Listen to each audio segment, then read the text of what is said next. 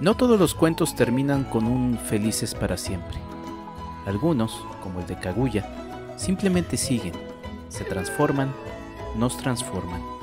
Muchos piensan que Estudio Ghibli es sinónimo de Hayao Miyazaki, pero el alma de este estudio también respira gracias a Isao Takahata, su otro gran fundador.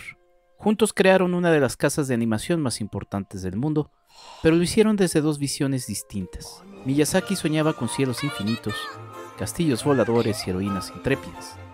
Takahata, en cambio, caminaba con los pies descalzos sobre la tierra. Observaba, escuchaba, sentía. Su amistad comenzó décadas antes, en Toei Animation, cuando Takahata dirigió La Princesa Encantada de 1968 y conoció a un joven dibujante llamado Miyazaki. Desde entonces, compartieron ideas, desafíos y un respeto profundo por lo que puede ser la animación. No solo entretenimiento, sino poesía, testimonio, emoción. Takahata no dibujaba con lápiz, pero sí creaba mundos.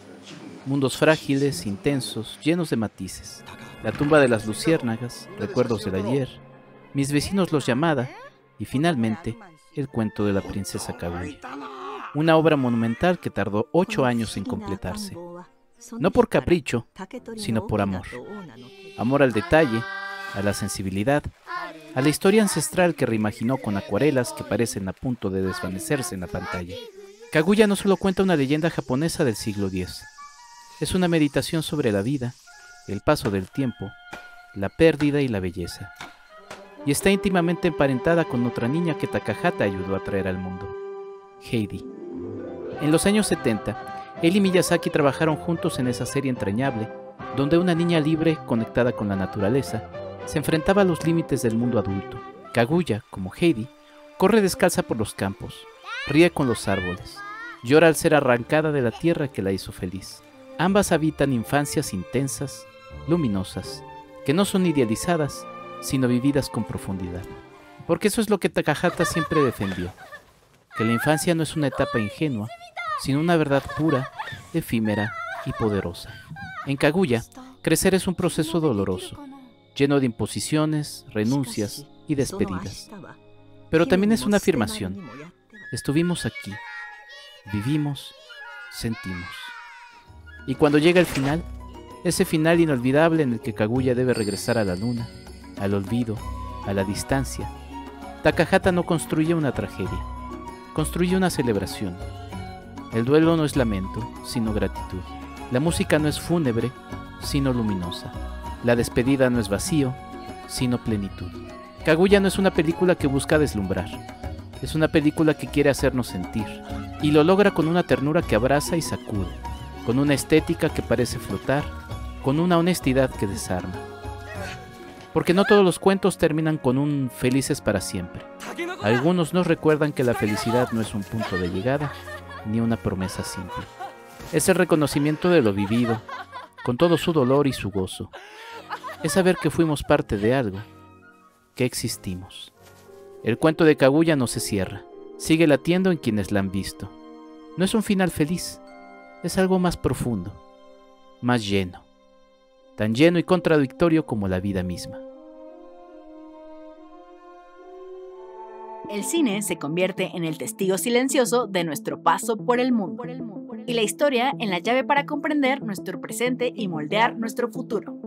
Pantalla y memoria.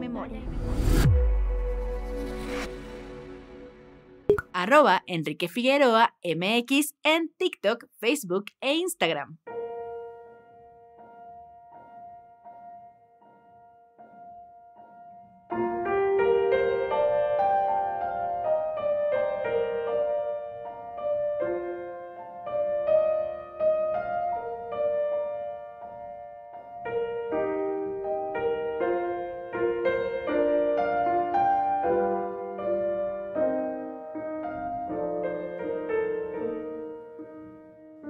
Muy buenos días, tardes o noches, bienvenidos a un episodio más de este Pantalla y Memoria. Y como ya escucharon, nos vamos justamente con una película tremenda, una película que acabo de volver a revisitar y que la verdad es una película que me llegó mucho en muchos aspectos y que inmediatamente dije, quiero hablar de ella. Y como sucede en algunas ocasiones en la pre de estos episodios, pues lo que hice fue buscar en Twitter quienes estaban hablando de la película, pero previamente me encontré con un comentario que me dio mucho gusto del invitado de esta ocasión, y de repente dije, voy a ver si el invitado ha visto o ha comentado algo sobre la película, y me encontré con un comentario de Alberto Villescusa, quien está desde Ensenada, Baja California. ¿Cómo estás, querido Alberto? Qué gusto tenerte acá, crítico de cine, titular de Pegado a la Butaca. Muchas gracias por aceptar la charla. No, pues muchas gracias a ti por invitarme. Ya he escuchado pues tu podcast desde hace tiempo y pues me da gusto por fin estar aquí de este lado como invitado. Am, yo estoy muy bien, muy agradecido de estar aquí. Y pues sí, como mencionas, pues yo recientemente, pues bueno, hace un tiempo ya pues revisité también las películas de Estudio Ghibli inevitablemente me encontré con esta película que pues como mencionas es una joya, una maravilla y pues me da gusto que me hayas invitado específicamente a hablar de ella. Creo que no es tal vez como de las más conocidas de Estudio Ghibli, quizá un poquito más adelante podamos ahondar en por qué es eso, pero es una película que me parece brillante, genial y pues creo que va a estar muy interesante esta plática precisamente por todo lo que tiene la película. Así es, querido Alberto.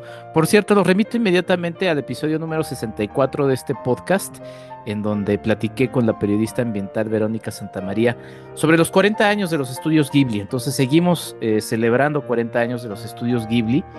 Y antes de empezar la charla, querido Alberto, y aprovechando que estás desde Ensenada, Baja California, platícanos brevemente cómo se vive el cine allá, mm, cómo está todo el tema de la distribución de cine, brevemente, ¿no? ¿Qué les llega por allá? Si hay algún espacio en donde, por ejemplo, ya lo mencionaste, puedan llegar, digo, esta película pues obviamente proviene de un estudio grande, pero quizá va con otro tipo o dirigida hacia otro tipo de público que quizá no es el público que ahorita estás estando las salas, por ejemplo, para ver Lilo y Stitch, que está bien, no tengo queja alguna, pero no es una película como de ese tipo. Cuéntanos un poquito cómo se vive el cine allá desde Ensenada. Pues efectivamente creo que aquí en Ensenada compartimos mucho la queja que hay en muchos lugares que no son la Ciudad de México. Efectivamente, pues es un poco frustrante como siempre ver mucho de lo que hay pues de cine internacional, de cine mexicano, de cine independiente, pues que suele concentrarse allá. Creo que aquí tenemos como una dinámica adicional porque a veces ese tipo de cine como más salido de lo comercial, pues sí llega a, a Tijuana sobre todo, ahí pues está la Cineteca del Centro Cultural Tijuana, ahí tienen una selección quizá no tan nutrida como la que tienen en Ciudad de México, pero igual es la que es una una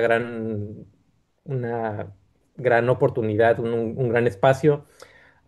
Y pues a veces es como ver esa como doble centralización de que lo que no llega a- a Tijuana, pues tampoco nos llega acá, pero pues es también. Pero de hecho, ahorita recientemente empecé a participar aquí mismo en Ensenada en un proyecto de exhibición. Nos salíamos una amiga y yo con un centro cultural aquí donde estamos empezando a hacer ciclos de cine mexicano, de cine francés. Y pues creo que como que siempre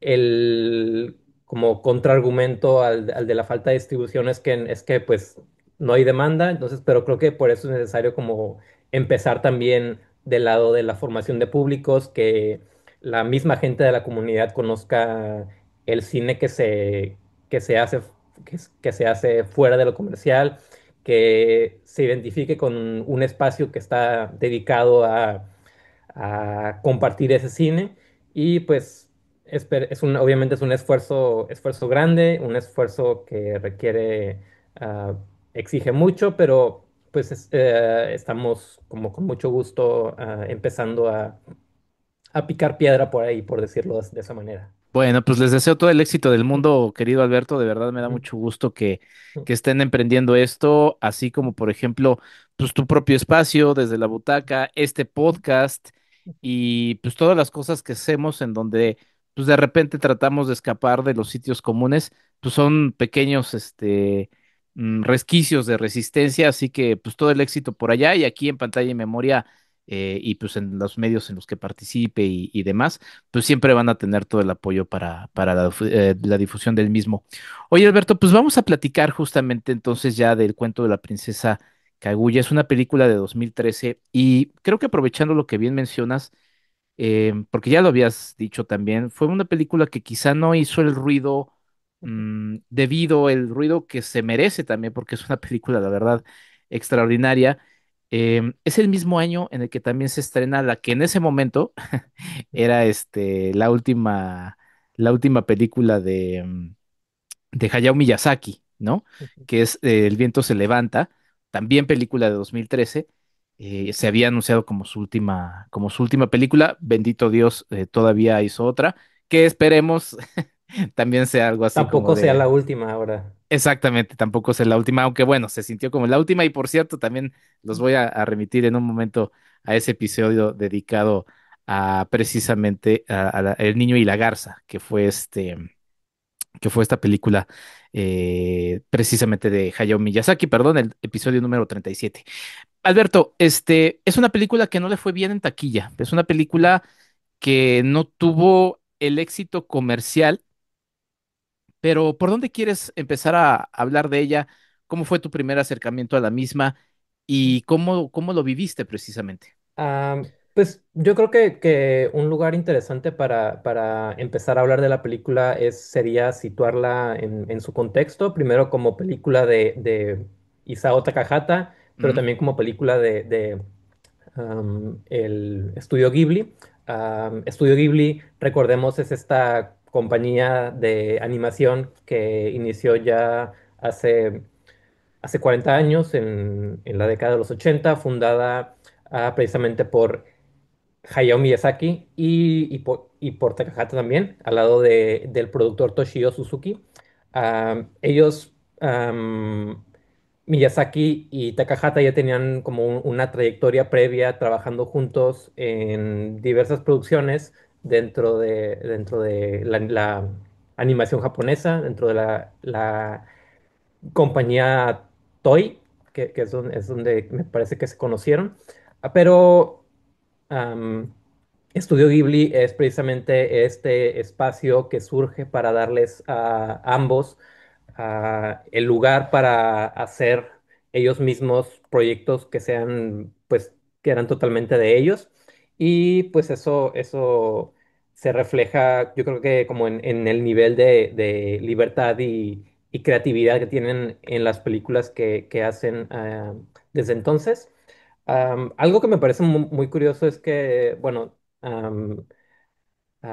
hay una diferencia muy marcada entre la forma de trabajar de Miyazaki como de Takahata. Recordemos que, bueno, la filmografía de Miyazaki pues ha sido muy numerosa, ha tenido pues muchas películas, él suele trabajar como con mucha, con mucha frecuencia, mientras que de hecho ah, una forma en que Takahata menciona que Miyazaki le decía a él era que él Takahata era como el descendiente de un perezoso gigante, como que ese era como su nombre afectivo, reflejando de alguna manera como su forma distinta de trabajar. Miyazaki, pues reitero, tiene como numerosas películas, mientras que la filmografía de Takahata no ha sido tan numerosa. La, la primera película que hizo dentro de Estudio Ghibli fue La tumba de las luciérnagas, que de hecho se estrenó en conjunto con Mi vecino Totoro de Miyazaki. Más adelante hizo la película Los Recuerdos del Ayer, La Guerra de los Mapaches, Mis vecinos los llamada. Y de ahí fue como un espacio muy grande sin hacer películas hasta que hizo El cuento de la princesa Kaguya, que fue su última película como director antes pues, de fallecer cuando lo hizo.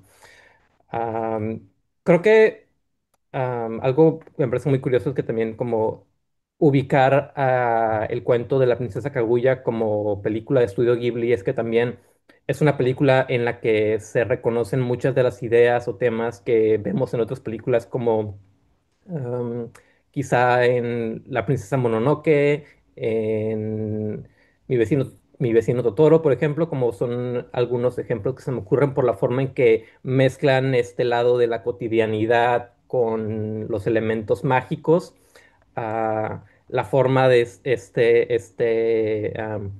personaje femenino que se caracteriza mucho por su espíritu rebelde, su independencia, que bueno, quizás son ideas que podemos ahondar un poco más adelante en la conversación. Qué bueno que mencionas todo esto, querido Alberto, y voy justamente a darte pie con algo que mencionas. Yo me acuerdo que hace unos meses estaba todo este boom y estoy entrecomillando las imágenes creadas con inteligencia artificial al estilo de los estudios Ghibli, ¿no? Y lo primero que a mí hacía que me saltara un poquito la ceja era que yo decía, ajá, a ver, ¿cuál es el estilo de los estudios Ghibli, ¿no? Porque era más como del estilo de Miyazaki, por así decirlo, ¿no? Y me saltaba un poco la ceja porque justamente decía yo, a ver, los estudios Ghibli pues, son más que solo Miyazaki, ¿no? Eh, Justamente en ese episodio que los remito de los 40 años hablamos un poquito de otros autores, aunque esencialmente, y como bien dijo Alberto, pues son estos dos realizadores acompañados por Suzuki, que es la parte de producción que, bueno, es importantísima y que justamente les dio la libertad de poder hacer lo que ellos quisieran. Ahora que hablabas de este perezoso o cómo lo veía Miyazaki, me parece muy interesante y voy a leer justamente una parte de cómo Miyazaki se despidió cuando el 5 de abril de 2018 trascendió Isao Takahata. En una carta muy bonita menciona en una parte, en 1963, cuando Paku-san tenía 27 años y yo 22, nos conocimos. Todavía recuerdo muy bien el día que hablamos por primera vez. Al anochecer, estaba esperando el autobús a Nerima en una parada. Llegó un joven caminando hacia mí por la carretera, todavía parcialmente mojado después de la lluvia. Él parecía amable e inteligente. Ese fue el momento en que conocí a Isao Takahata, más tarde conocido como Paku-san. Incluso 55 años después, el recuerdo de ese día todavía está vivo. Todavía puedo ver su cara tal y como era en ese momento. Y obviamente la primera imagen que nos viene es el personaje principal, o los dos personajes principales de Mi vecino Totoro, con Totoro en esa parada de autobús, esperando bajo la lluvia. Y entonces dije, claro, o sea, con esta descripción que ya mencionaste, y además el recuerdo de Miyazaki sobre Takahata, pues de alguna manera Totoro, que además es el símbolo y es el logotipo de los estudios Ghibli, pues en esencia es Takahata. Y muy interesante también lo que mencionas, Alberto, porque es cierto, la filmografía de Takahata es una filmografía más acotada. Es una filmografía más acotada y aunque me encanta el estilo de Miyazaki, es un estilo además muy particular y que ha manejado prácticamente en todas sus películas, pues lo mismo, tanto así que justamente en El Niño y la Garza, pues pareciera que está como desapareciendo o está cayéndose o se está resquebrajando su universo porque lo vemos ahí representado todo en esta película. En el caso de Takahata, cada película tiene una particularidad, ¿no? Son películas muy distintas, ¿no? Y además en el estilo de animación, ya que lo mencionaba, Takahata también apostaba por estilos de animación muy diversos. Por ejemplo, algunos tendientes un poquito más al realismo, en el caso, por ejemplo, de Recuerdos del Ayer, ¿no? Que de repente vemos estos personajes en donde se les ven las arrugas, algunos gestos un poquito más marcados en los rostros, ¿no? Pero también, por ejemplo, la de los mapaches, que también es una película muy divertida. Vemos también distintos juegos. con el estilo de animación. Y bueno, en el cuento de la princesa Kaguya que además es una película que le costó varios años poder desarrollar, pues va con otro tipo de animación que es muy distinto a todas las películas de los estudios Ghibli. Sí, creo que es muy interesante y como ilustrativo comparar los dos estilos. Creo que para entender a Miyazaki ayuda mucho en compararlo con Takahata y también viceversa. Mm. No voy a regresar a lo que mencionaste sobre las imágenes de inteligencia artificial, porque creo que si lo hago solo me voy a enojar, pero bueno, creo que pues, efectivamente, como mencionas, la relación entre Takahata y Miyazaki pues ha sido muy cercana desde que se conocieron y empezaron a trabajar, desde que juntos fundaron Estudio Ghibli. Algo que también me llamó mucho la atención investigando un poco más a fondo es que, bueno, ah, Takahata como que tiene, hablaba de manera muy humilde sobre Miyazaki. Él decía que Miyazaki era un genio y que él no lo era. Él también como agradecía el hecho de que el éxito económico de las películas de Miyazaki era también lo que a él le permitía seguir haciendo películas dentro de Estudio Ghibli. Y efectivamente dentro de lo que se refiere al estilo de animación, creo que Miyazaki, ah, pues desde sus primeras películas hemos encontrado como un estilo muy consistente, muy realista, detallado, como que incluso cuando tienes personajes que claramente son animaciones, que tienen estos ojos muy expresivos, que, bueno, que son totalmente asociados a la animación japonesa, pues también tienes mundos recreados con muchísimo detalle, con cosas muy realistas, mientras que en el caso de Takahata, aunque por ejemplo en películas como La tumba de las luciérnagas, que es esta historia sobre crecer durante la Segunda Guerra Mundial en Japón, en plena guerra, como que pues eso es una película en la que el estilo realista, como que de verdad lo amerita la temática.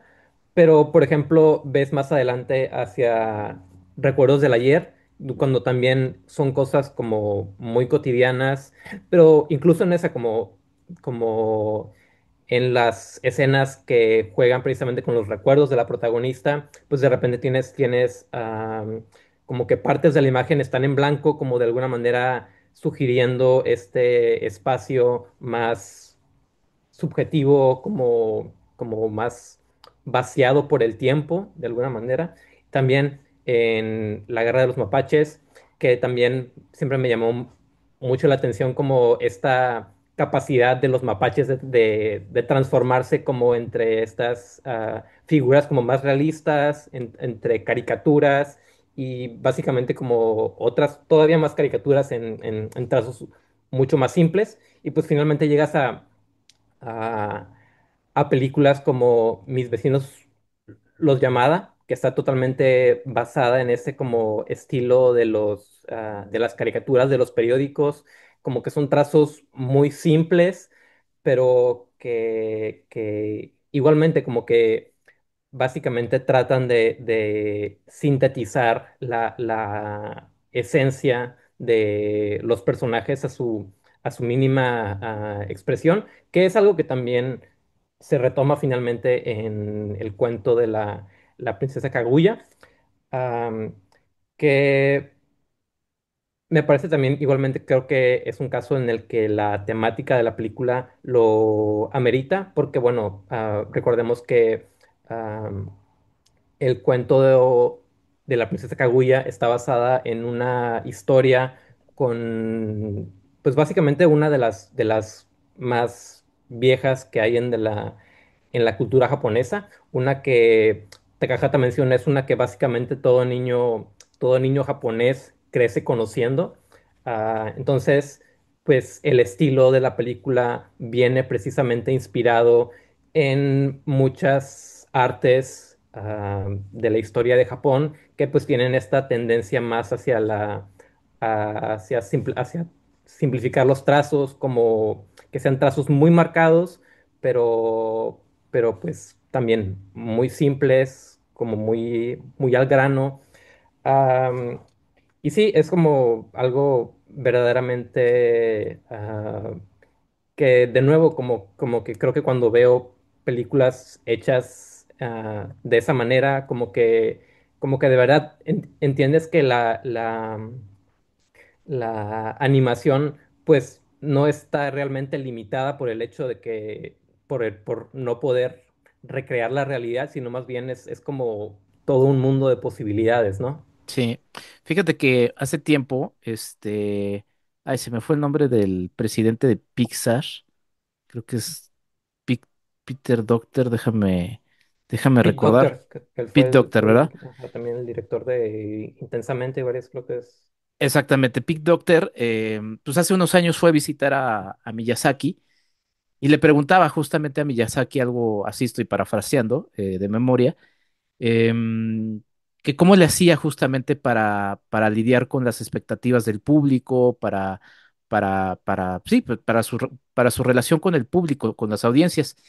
Y la respuesta de Miyazaki, pues lo dejó un poquito como frío, ¿no? Porque le dijo Miyazaki, yo no estoy pensando en el público, ¿no? O sea, yo hago mi película y ya, ¿no? Que es justamente un poquito eso, o sea, eh, ya el estilo de Pixar, que bueno, ya será otro tema para otro episodio, a mí ya no me propone nada, o sea, ya es una cosa que ya nada más es, o sea, ya no hay un uso de la animación para con lo que requiere la historia.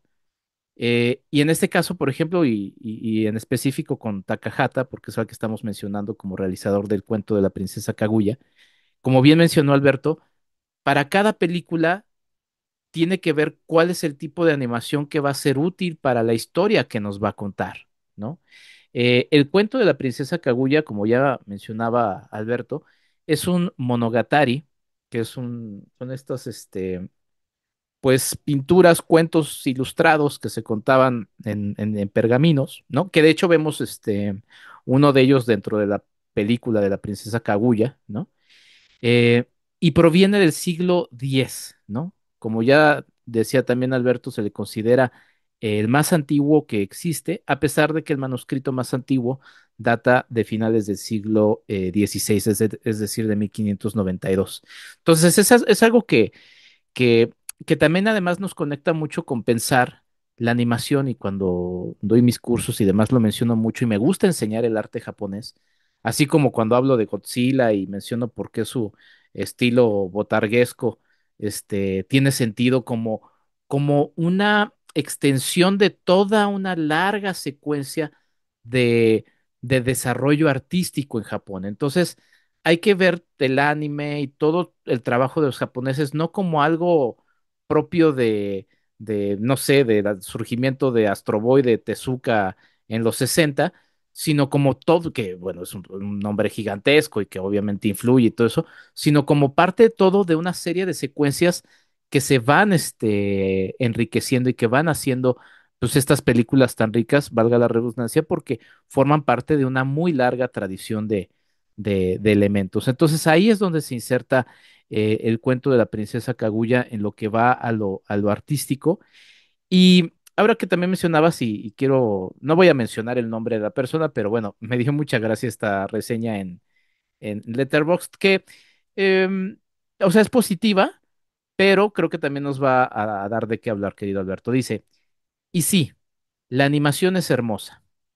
Y obvio, creo que llega más a los japoneses por tratarse de un cuento suyo.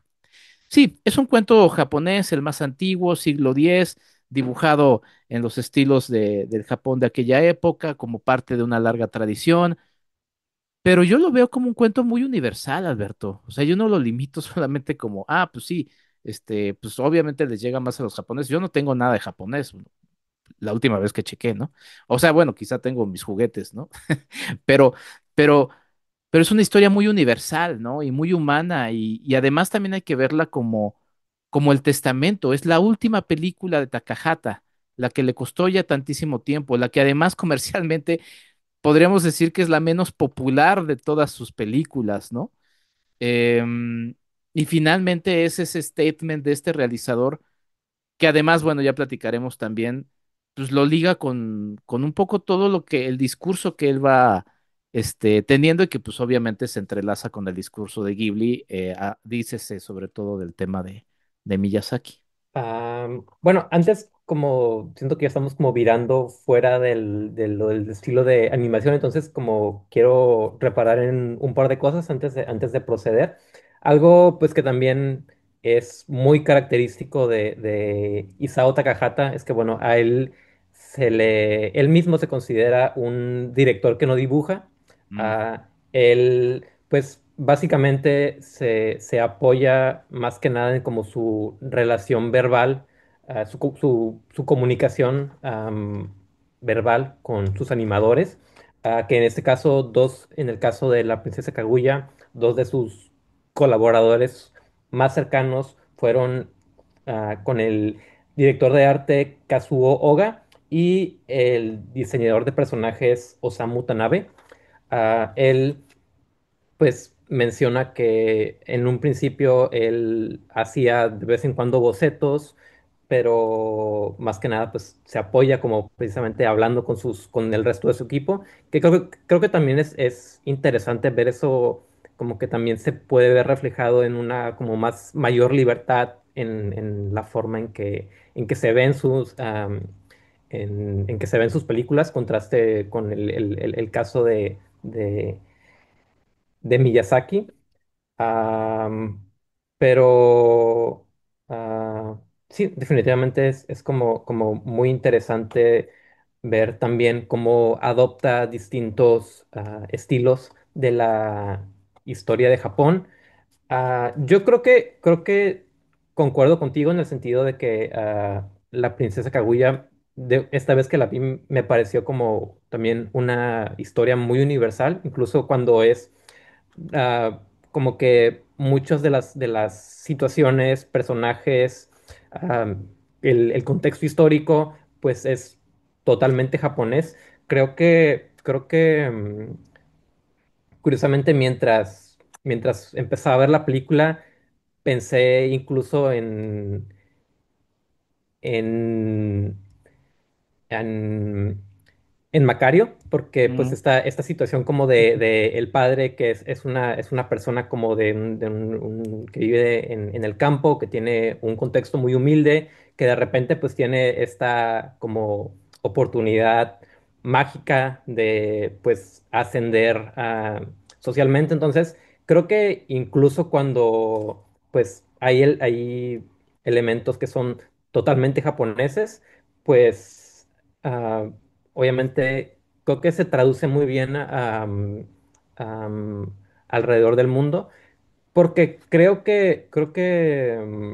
bueno, por un lado, he sido como de la idea de que, bueno, en lo universal se encuentra en lo particular, porque creo que incluso cuando vemos historias como de contextos muy diferentes, pues muchas de las experiencias que se viven, pues podemos tener un referente en común o podemos como reconocer la experiencia que hay detrás a pesar de que como los detalles no sean siempre los mismos. sí, muchos elementos que marcar. Por cierto, qué bueno que destacas todo el trabajo o la parte relacionada al arte de las películas de Takahata, porque y creo que eso nos puede, y antes de ir al corte podemos hacer mención de eso. En anteriores películas había, pues no desechado, pero como no querido haber trabajado con Joe Hisaishi, ¿no? El célebre compositor de los Ghibli y sobre todo, pues de muchas de las películas de Miyazaki, ¿no? En este caso sí trabaja con él, ¿no? Nos regala además, creo que es una de las bandas sonoras más bonitas también de toda la filmografía en los Ghibli, lo cual es mucho decir para Joe Hisaishi, pero pero nos habla justamente del trabajo de un realizador que va dirigiendo, valga la redundancia, a todo su equipo, ¿no? Diciéndoles, así como a los animadores, mira, yo lo que quiero conseguir es esto, y finalmente tú eres el experto, o sea, tú eres el que va a ejecutarlo, pero todo siempre bajo la dirección de alguien que tiene en la mente perfectamente qué es lo que quiere ejecutar y que creo que también, por ejemplo, lo hace muy bien en el caso de Joe Hisaishi, y que estamos escuchando ahorita precisamente también de fondo, porque de eso es lo que hace un realizador en toda potencia. Y pues si quieres, para antes de seguir con esto, vámonos al corte, querido Alberto, para ya entrar en los temas particulares. Me gusta esto que mencionas de que lo universal se encuentra en lo particular, así que vamos a ir aterrizando en algunos de los muchos elementos. Y yo creo que quizá podemos empezar por las distintas figuras paternas, mamá y papá, que se va mostrando en la película, lo distintos que son, porque pues así se nos va presentando el inicio de esta cinta. Estoy hablando con Alberto Villescusa, crítico de cine, titular de Pegado a la Butaca desde Ensenada, Baja California. Esto es Pantalla y Memoria. Ya regresamos. Escríbenos en WhatsApp al 5255-1703-4379. ¿Quieres ayudarnos a hacer más contenido? Tu apoyo es fundamental. Entra a www.patreon.com Enrique Figueroa MX y elige entre las muchas recompensas que tenemos para ti, desde un agradecimiento en este podcast hasta descuentos en nuestros cursos, talleres y tours. Únete, sé parte de nuestra comunidad. @EnriqueFAMX en X.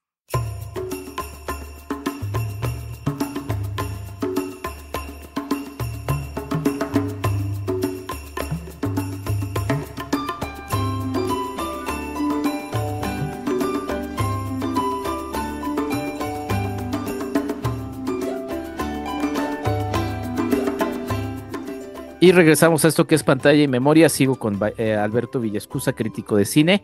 Estamos escuchando poco, pero poquito, y nada más quiero hacer un poquito la mención. Como saben, a mí me gusta mucho la radio y siempre he pensado estos episodios de podcast como un programa de radio, ¿no? Por eso me he resistido un poquito al tema de lo visual, aunque ya Spotify como que nos está obligando a que todo ya sea video, pero bueno, estoy pensando cómo trasladarlo en su momento a video para no desaprovechar las oportunidades de difusión de la propia plataforma de Spotify. Pero, pues sí, voy a tratar de poner lamentablemente poquita menos música en los nuevos episodios porque ya también se está poniendo perro el algoritmo y entonces pues ya me está como diciendo, oye, hay algo de música que no es tuya y bueno, entonces nada más como una mención, pero pues estamos escuchando parte de esto un poquito de fondo. Y los padres, Alberto, me gustó mucho como el símil que hacías con Macario, por este padre que además pues es un cortador de bambú. Me gusta mucho estas primeras escenas porque vemos un bosque de bambú cuya paleta de colores es notablemente mucho más oscura y de repente se ilumina literalmente con la presencia de la princesa Kaguya, que además ilumina la vida de estos dos hombres, pues ya entrados, pues no sé si en una tercera edad, pero sí en una vida adulta, pues ya avanzada, ¿no?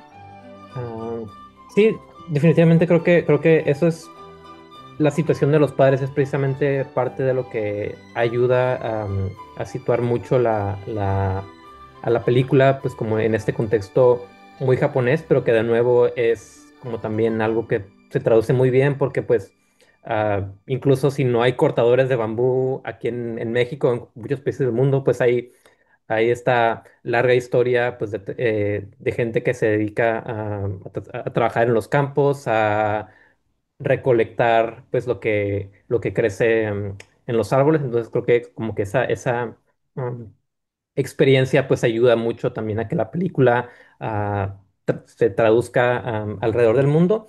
Algo que también encuentro muy interesante, retomando un poco como el estilo de animación, pero más orientado hacia la forma en que la película como incorpora detalles cotidianos. la forma en que Takahata razona estilo de animación diciendo, pues, ya que la película toca temas, situaciones muy cotidianas, muy típicas de la vida diaria, pues lo que él quería era que, pues, no recrear todo con detalle, sino que más bien que el mismo público ah, contribuya a sus propios recuerdos como de situaciones similares y que como que todos los espacios que la película como que deja en blanco, como no tan detallados, pues que sea el público el que llene esos espacios. Y creo que es también lo que um, ayuda a que se sienta pues también tan real, porque pues como que tienes este espectador como más partícipe en la creación del mundo. Y definitivamente creo que los personajes de los padres, pues también son esa situación que ayuda a que se sienta muy real todo, porque creo que ah, incluso cuando la historia vira más hacia como la ambición de el padre de querer llevar esta vida como de lujos, de reconocimiento, esta vida en este palacio, como que también hay esta dinámica de que los padres siempre quieren como que lo mejor para sus hijos, pero no necesariamente saben lo que es mejor, entonces como que imponen sus propias ideas y como que esa dinámica hace que incluso cuando la historia pues se presenta de manera muy simple, como que ver esa dinámica, o sea, es algo totalmente humano y que la hace sentir tan real, ¿no? Y antes de pasar a eso, quiero remarcar lo que dices porque me pareció muy interesante y es un tema que he estado también repensando mucho en mi mente y que también será tema de algún próximo episodio. Esos huecos que los artistas nos dejan para que nosotros llenemos, ¿no? Y que, no sé, creo que es un tema de estudio interesante porque, pues sí, no o sea, no creo, y ahorita, por ejemplo, que lo mencionas en el caso de Takahata con el cuento de la princesa Kaguya, obviamente es un trabajo que es consciente, ¿no? O sea, está pensando exactamente que quiere dejar eso porque nuestra mente automáticamente va llenando cosas, ¿no? Que es luego la queja un poquito de los productos con tendencia un tanto más comercial, en donde, que otra vez reitero, los consumo y hay cosas que disfruto y no hay queja alguna, pero, o sea, o sea, no estaba, más bien no hay una cosa de que ya se acaben y se terminen, no, no, no, para nada. Pero la queja, ahí sí, perdón, o sea, sí, sí va a haber una queja. La queja es que nos lo dan todo tan masticadito que no hay hueco para que, pues, no sé, se te ocurra algo, ¿no? O sea, todo está tan entregado y eso hace justamente que estas propuestas, que estas obras, ¿no? Sean tan ricas por lo que nosotros vamos interpretando de las mismas. Seguramente tú tendrás otra visión de la película que la que yo tengo y es perfectamente válido porque la película está abierta a muchos elementos. Y sobre el tema de los padres, como ya te lo ponía sobre la mesa, coincido totalmente. Y eso es lo que me gusta, que es una película que no está juzgando, ¿no? Y sobre todo, por ejemplo, con el tema del padre, que se nos podríamos encontrarlo como una figura, pues que inclusive por momentos nos cae mal, ¿no? Pero, pero en ningún momento, y la propia princesa Kaguya, este, es consciente de eso. O sea, sí hay momentos en los que también seguramente a ella le cae mal, ¿no? pero, pero sabe que lo hace por amor, ¿no? Y es muy interesante eso que mencionas, Alberto, porque, pues sí, justamente en ese acto de amor, pues no sabe. Y es muy interesante porque en la primera secuencia, cuando está con la mamá y de repente, pues la mamá la van a llevar con alguien que pueda alimentar al bebé, porque como ya dijimos, los papás son, notablemente mayores a lo que podría ser un padres más jóvenes pues empieza a encontrar que pues puede brindarle leche a su bebé y entonces, bueno, todos estos momentos que son como mágicos y muy, muy bonitos, pero hay un momento que siempre me quedó en la mente que le dice la mamá, ya ves cómo quiere que yo la críe, ¿no? O sea, desde el inicio está un poquito ese mensaje porque con la mamá, y eso nos lleva a otro tema, que es la preponderancia de las figuras femeninas, y es algo que también obviamente lo conecta con Miyazaki, ¿no? También yo hacía este análisis de cómo los estudios Pixar, pues de repente pues, se volvieron muy modernos, por así decirlo, en que pues a diferencia de la tradición de los estudios Disney, que bueno, pues, son parte ya después de ello cuando los compraron, le dieron una figura más, mm, más poderosa, le dieron más poder a la figura femenina. Mucho como ya lo hacía Ghibli, ¿no? Que también, pues, Ghibli, Miyazaki, pues a Miyazaki le gustaban las películas de Disney y todo eso, pero es muy bonito ver cómo va saltando una cosa de otra. Pero sí, las figuras femeninas de los estudios Ghibli, pues salvo por Corroso, ahorita que se me viene a la mente, pues todos los demás son protagonistas, femeninas, ¿no? Sí, definitivamente hay como esta ya tradición muy establecida dentro de las películas de Miyazaki de centrarse en personajes femeninos y también como que pues darles esta como rebeldía, independencia que pues también vemos mucho en el personaje, bueno, aunque no es una película de Miyazaki, pero pues es un personaje que pues encaja como en ese canon porque ah, y creo que lo más interesante es ver cómo la película desarrolla precisamente esa conciencia. Takahata menciona que, bueno, él originalmente lo que le parecía como más, como con lo que no terminaba de conectar con el cuento original era que básicamente el periodo de la infancia de la princesa Kaguya viene, pues básicamente el cuento original se lo saltaba y pues básicamente lo que él quiso hacer al momento de emprender la película era pues básicamente mostrar como todo ese proceso y creo que es una decisión muy acertada porque de verdad sientes como pues ese proceso de crecer en el campo, de formar relaciones con sus vecinos, con la naturaleza sobre todo, pues forma lo que ella viene a, a desear más adelante y creo que también pues se conecta mucho con estos temas clásicos de Ghibli, como sobre todo la relación con la naturaleza, con el medio ambiente que pues de nuevo no está ahí para servirnos, sino más bien es como parte de un entorno donde básicamente venimos a compartir casi en igual nivel, o sea, no somos ni más ni menos importantes que todo lo que nos rodea, ¿no? Y sí, de verdad me parece como algo que enriquece mucho a este personaje y que de verdad creo que desde que la ves como de bebé imitando a una rana, como que eso como que hace más doloroso cuando ya se tiene que trasladar a este mundo de reglas en el que básicamente es un objeto para casarse con un hombre. De verdad es algo como que muy interesante ver cómo surge esta como independencia y rebeldía a partir de la infancia, porque también algo que es muy característico de, de Estudio Ghibli es que son películas que en su mayoría son dirigidas para un público infantil, Ujú.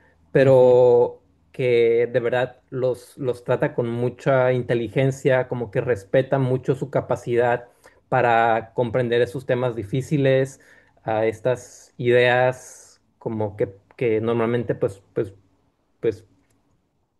pensaríamos que es que los niños no pueden entender, pero de verdad creo que esta película, precisamente por el hecho de mostrarte también el proceso de cómo la princesa Kaguya se convierte en esta, en esta persona, pues verdaderamente es este también como precioso homenaje y síntesis de las ideas que han recorrido por mucha de la carrera de Isao Takahata y de Estudio Ghibli en general también. Sí, esto que dices es muy importante y qué bueno que lo dices tú y no lo diga yo, pero que entonces si no van a decir, ay, sí, pues siempre está hablando mal de Disney, pero esa es una de mis quejas justamente. Mm, la, ¿cómo decirlo? Pues sí, el menosprecio que se da al público infantil, ¿no? Es que no se pueden tocar esos temas, es que no se debe hablar de esto porque pues son niños y esa sobreprotección que de repente pues vemos como por ejemplo, pues no sé, las hermanas de mi vecino Totoro, pues están en un contexto en el que algo le está pasando a su mamá, son totalmente conscientes de ella, de esa situación. O sea, hay cosas de la vida que pues no se pueden evitar porque pues entonces es justamente menospreciar a ese público y lo que hacen estas películas es tratarlos y hablarles de tú a tú. Y qué bueno que mencionas también el tema de la infancia porque yo desconocía esto que mencionabas de que en el cuento original de la princesa Kaguya se saltaba prácticamente eso. Cuando vi o volví a ver la película, a ver, este es un tema muy interesante también porque Mm, por ejemplo, La tumba de las luciérnagas es esta película hermosa, o sea, es una película muy bonita, pero que detrás de ella, o cada vez que se menciona, acá la acaban de reestrenar hace un par de meses en Ciudad de México, este, como que siempre tiene ese acompañamiento de, ay, pues si quieres realmente ponerte a llorar y sufrir, y como que hay una aura de que casi casi no la veas porque vas a sufrir, ¿no? Cuando en realidad, pues más bien la invitación sería a que la vieras, ¿no? Pero a lo que voy es que también es, y es un poquito de estas otras producciones comerciales que realmente lo único que quieren es como distraerte, que está bien, otra vez reitero, pero evadirte de muchas otras cosas. Cuando veía otra vez la princesa Kaguya y sobre todo esta parte infantil, yo pensaba en una de las producciones en las que Takahata y Miyazaki colaboraron al inicio, en su etapa de Toei, y que me hizo mucho eco con la princesa Kaguya, en específico con esta parte infantil. Heidi, el anime de Heidi. El anime de Heidi, yo me acuerdo que es este anime que también en mi mente, a mí no me gustaba tanto ver porque sufría mucho, porque no me gustaba que a Heidi la arrancaran, ¿no? Esta historia original de Europa, la arrancan de los Alpes, se la llevan a un sitio urbano. Ella sufre de dejar sus praderas, de dejar a su ovejita, de dejar a su abuelito, de dejar aquellos días en los que se acostaba para ver las nubes o en la paja de sus aventuras con Pedro. Sufría que un pajarito estaba en una jaula. Tenía esta señora que era detestable, la señorita Rottenmeier, ¿no? Que era la institutriz de Heidi. Y me acuerdo que tenía esa sensación y todavía, ¿eh? O sea, sí como que decía, híjole, es que no quiero regresar a Heidi porque me hacía sufrir, pero ahora que volví a revisitar el cuento de la princesa Kaguya, dije, es que esta es la sensación, o sea, no es que uno sufra. Y la verdad es que, digo, lloré muchísimo cuando volví a ver el cuento de la princesa Kaguya, querido Alberto, porque es una película tan entrañable, pero tan bonita y tan humana que no te está lastimándote, sino que te está haciendo sentir cosas, ¿no?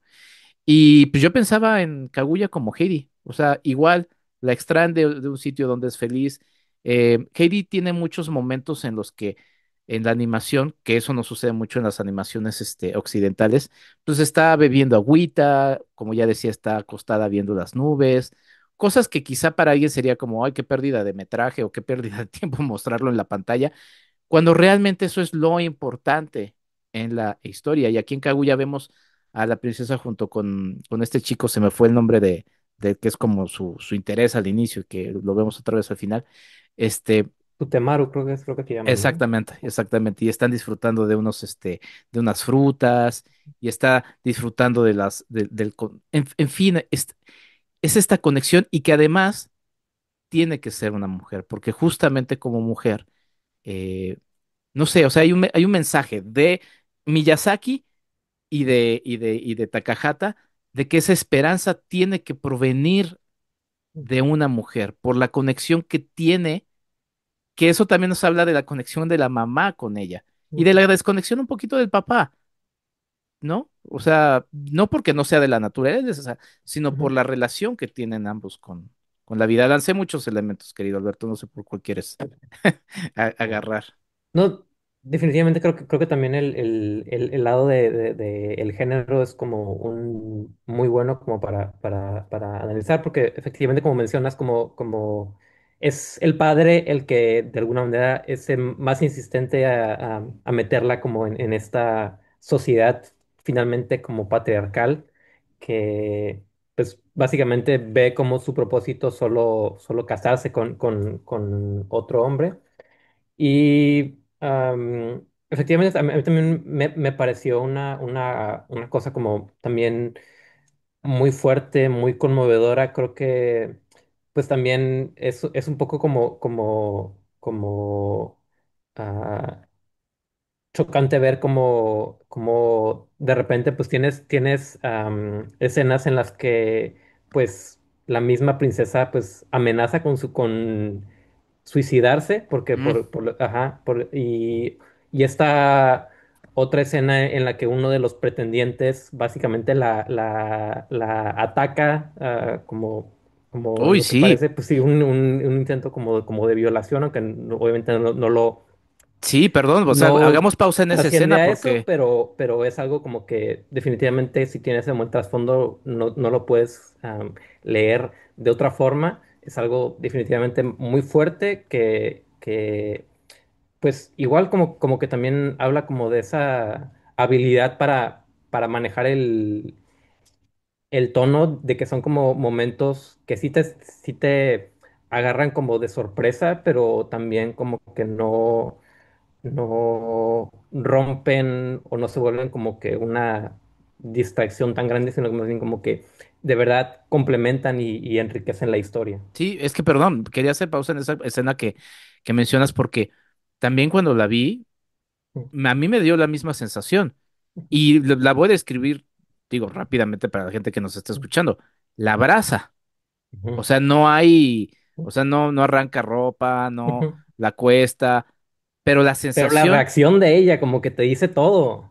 la reacción de ella y además el contexto en el que sucede, Ujú, porque es un hombre, y ahorita mencionabas el patriarcado, ¿no? Que además es el príncipe, o sea, es el más poderoso de los hombres de la región, ujú, además es guapo, ¿no? O sea, porque se muestra visiblemente más ujú, atractivo que todos los demás pretendientes que tiene la princesa Kaguya, ujú, tiene poder, y entonces con ese poder se mete en su casa ujú, y la toma desprevenida, y sí, es horrible esa escena por el contexto en el que se menciona, pero otra vez, la abraza, o sea, lo que aparece es que la está abrazando ujú, nada más, pero eso también nos pone a pensar, ujú, y no sé, tú y yo como hombres, Alberto, pues sí de repente pensamos en esas pequeñas cositas que de repente uno puede hacer sin ser totalmente consciente de ello, ujú, pero eso me pareció tan poderoso y como dices, sin morbo alguno, de una manera tan elegante, pero sí es la ujú, escena más horrible de ujú, la ujú. película. Sí, y creo que también como algo que también me parece como increíblemente hábil es que bueno, de alguna manera la película también como lo contrasta con este lado más cómico en el que ella los obliga bueno, una vez como que le terminan como de echar todos sus halagos, como comparándola con ah, los tesoros más impresionantes pues, de el mundo. Ella básicamente les dice, ah, sí, pues búsquenlos como que también es como muy interesante porque es su forma de incluso de cuando ella tiene como su libertad tan restringida, es su forma como de rebelarse todavía, incluso de alguna manera como respetando las mismas normas del, del cortejo, ¿no? Como es algo, pues sí, como también como muy fuerte, pero que de nuevo la película logra complementar con estos elementos, pues como más divertidos o más, y pues totalmente sin romper el tono que construye. Sí, y bueno, en el tema de humor, porque sí, la película de repente tiene estos momentos de humor, en esta parte en la que ya está en el palacio y ya es esta nueva Ujú, familia noble ujú, en la que vive la princesa Kaguya, está esta dama como, sí, es como su dama de honor, ¿no? ujú. Que me daba Como la mucha, institutriz, ¿no? Más o menos es como la bueno, no, dinámica. está la institutriz, que esa Ah, sería por como eso. la señorita Rottenmeier, que es un poco chocante también. Ujú, No, sino la otra, la que es una chica que está como ayudándole a ujú, Kaguya, la que le ujú, asiste de alguna manera.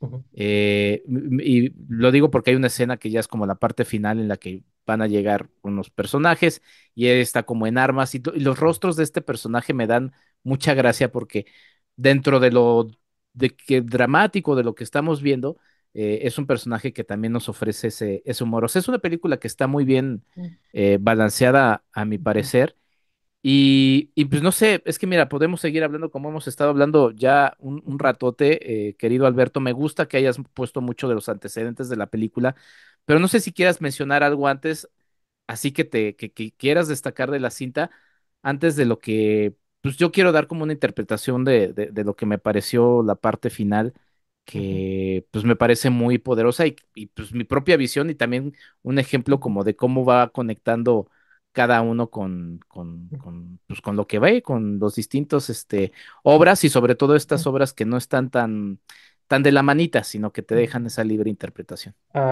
Pues si quieres nos clavamos directo al final porque también es como lo que me vino a la mente. Creo que pues bueno, reiterando pues las situaciones que básicamente después de haber sufrido pues todas estas encierros, humillaciones, pues ella básicamente pues desea regresarse a la luna que es de donde ella viene y pues creo que también es algo como que la película te da elementos para interpretarlo como una muerte, ¿no? Porque es algo como, como un viaje sin retorno a final de cuentas y creo que pues es también como obviamente algo muy triste, pero que la película también te presenta como de nuevo como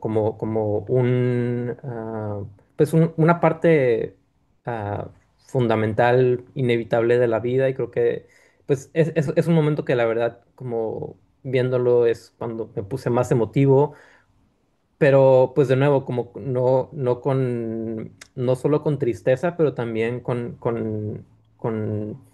el reconocimiento pues de esta belleza, ¿no? Como que no solo es como una,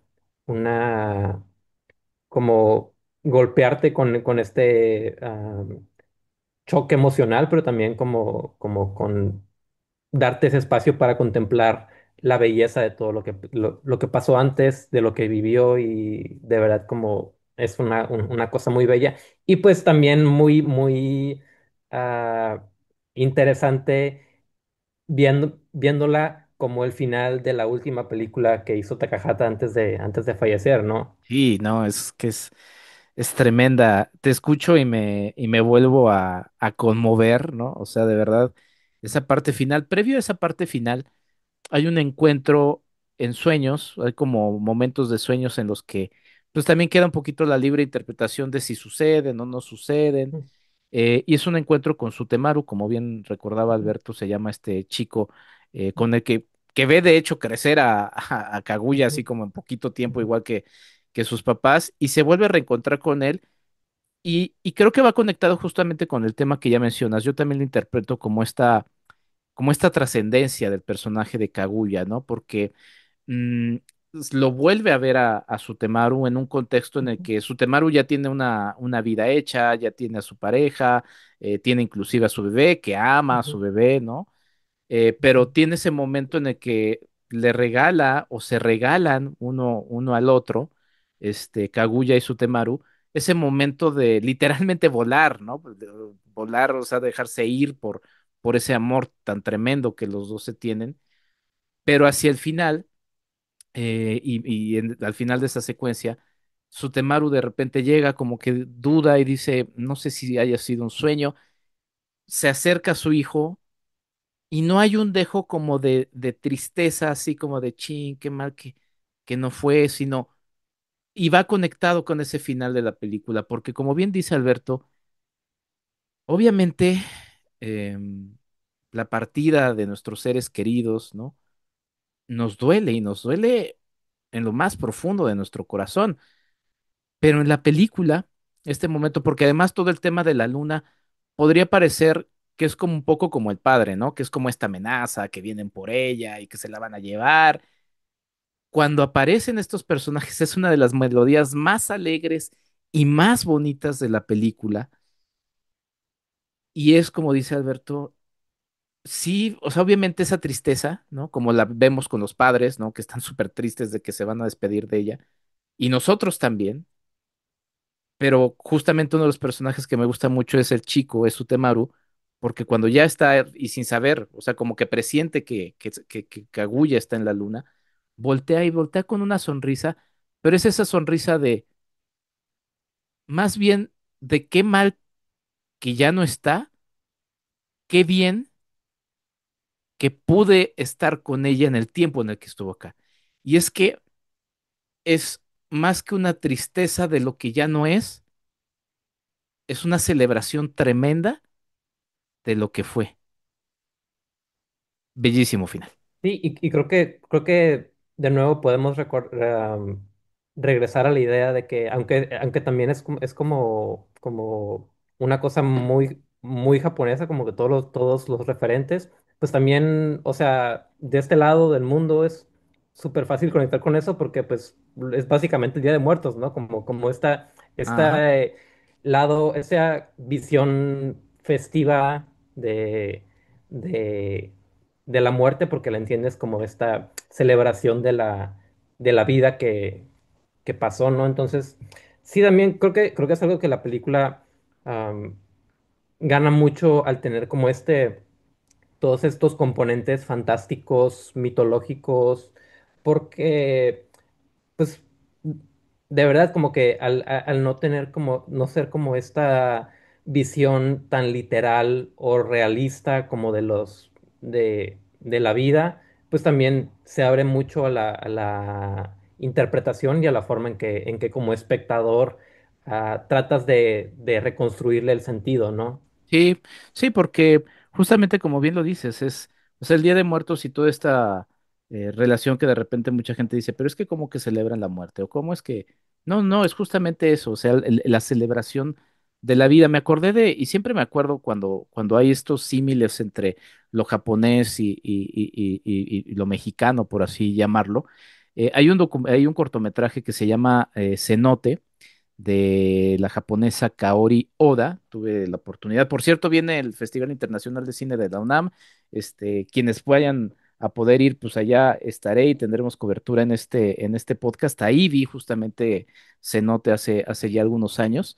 Este, y era un cortometraje, Alberto, en donde esta japonesa lo narraba en japonés y hablaba de tradiciones japonesas, como todo muy japonés, por así decirlo, pero las imágenes eran de cenotes, en la península de Yucatán y con imágenes de México. Entonces, como que decías, pues es como si estuviera hablándose de lo que está sucediendo o y de las culturas originarias estoy hablando, ¿no? Ujú, porque lo mexicano podemos trasladarlos o sea, es ujú, tan ambiguo ujú, pues sí, o sea, no existe lo mexicano, ¿no?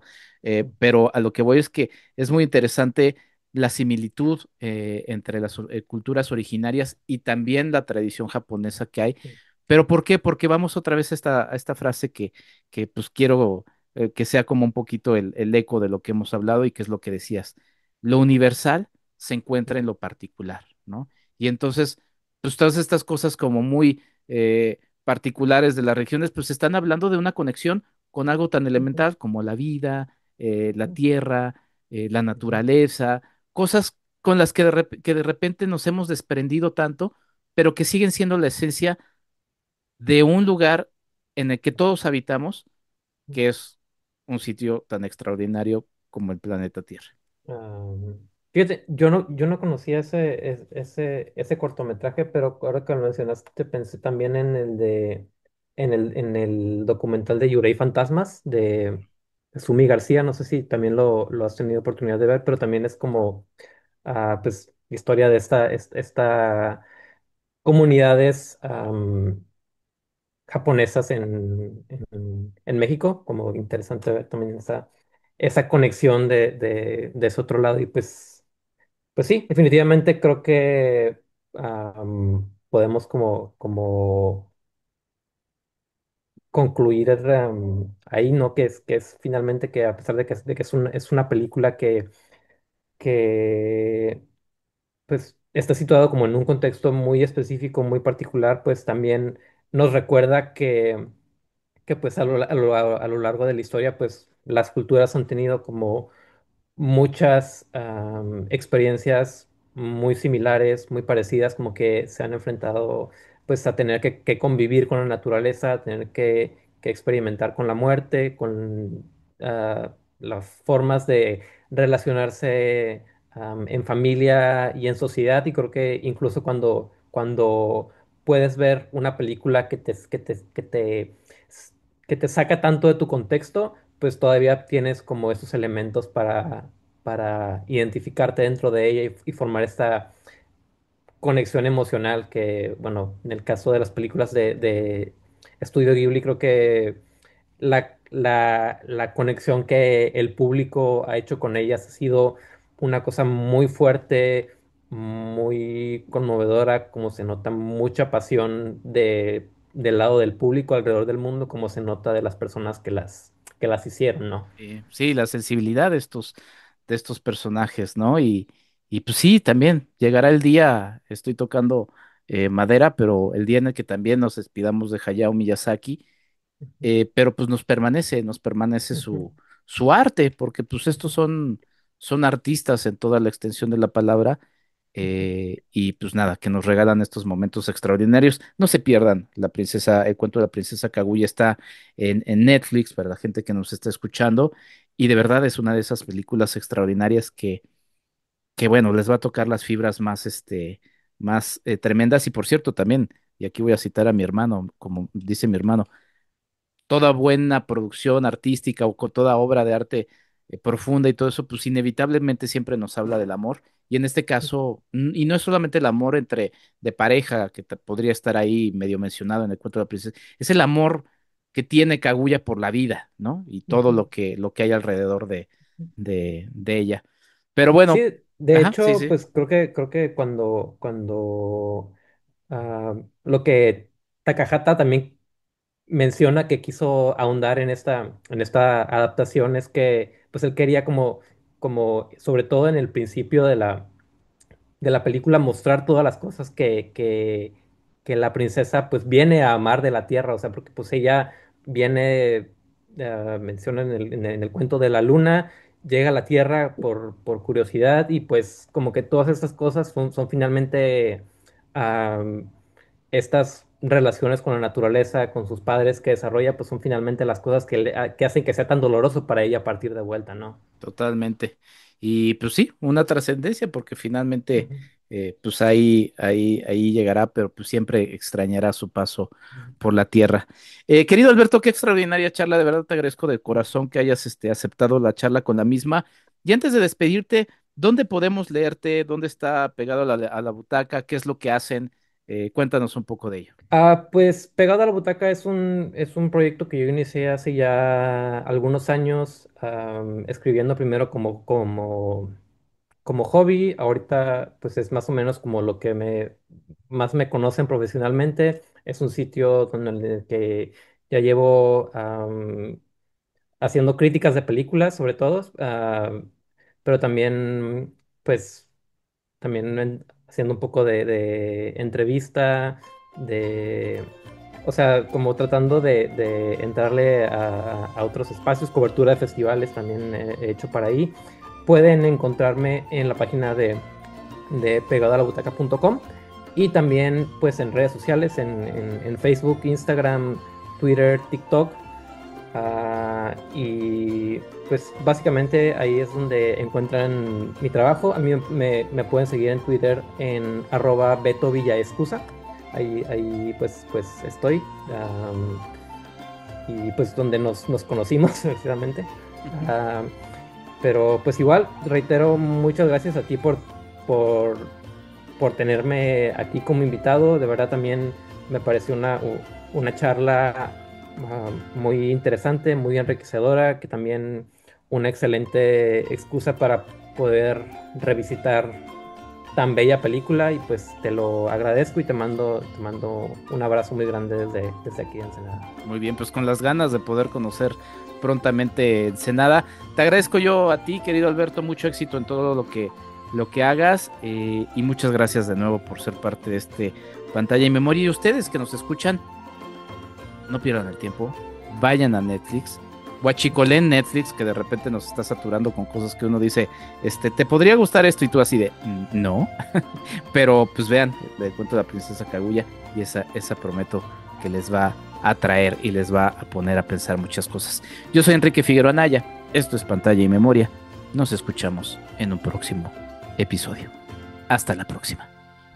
Pantalla y Memoria, el arte de recordar a través del cine. Un podcast de Enrique Figueroa MX.